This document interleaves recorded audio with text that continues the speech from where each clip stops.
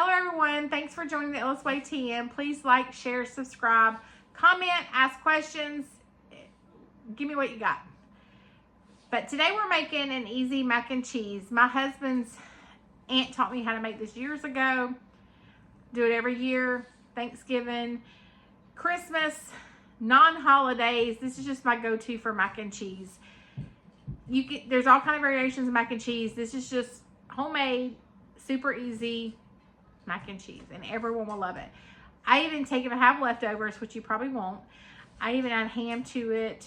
You can add hamburger, whatever, to this recipe. It's super easy. Kind of do some different variations, but this is mac and cheese. Super easy. We're going to use a box of macaroni, depending on how many you're serving. This will make like I think it's a 9 by 12 pan. So we're going to do a box of mac and cheese. I think this is, I just picked this up really quick yesterday. This is a 1 pound box. Stick of butter, garlic, and use salt and pepper. Pepper's optional. Milk and cheese. I use a Colby Jack cheese and a mixture and a cheddar cheese. You can use block cheese, just cut it up real thin, stick it down in the macaroni and cheese. That's how I used to do it. And I even take 2 tomatoes and put over mine. That's the way I've always ate it. I just like it that way. But anyways, simple mac and cheese. I'm gonna boil the macaroni first, and then we'll go through the next step. Okay, so I brought the water with about a tablespoon of salt to a boil. Added the mac and cheese, starting to boil again. I'm gonna add an entire stick of butter. Butter makes everything better, but with this you want to add a whole stick of butter. And then we're just gonna let that cook until the macaroni is tender. I'm actually gonna go ahead and add, you can go ahead and add, if you want, about 2 tablespoons of garlic powder. And then we're just gonna let that boil until tender.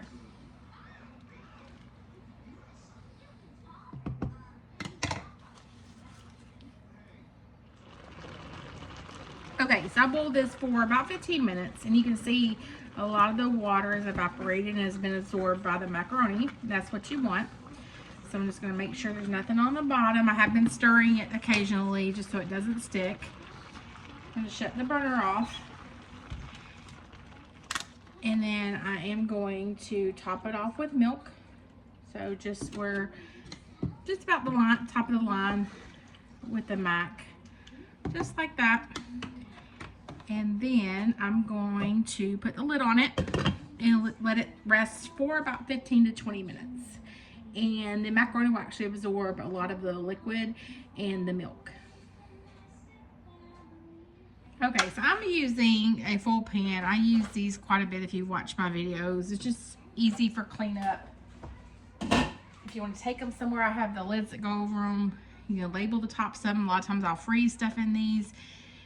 Have meals ready to go, but I'm going to use the full pan. So you can use a nice baking dish, whatever, but you can see in the mac all of the liquid is just about absorbed. So we're just going to give it a little stir. Then we're going to very carefully pour this in our, I think this is a 9 by 12 pan. So pound of macaroni will just fit in there. And then, like I said, you could add ham to this. You could add burger, whatever you would like. But we're going to add some cheddar cheese and whatever brand that you prefer. And I'm just gonna stir this in pretty good.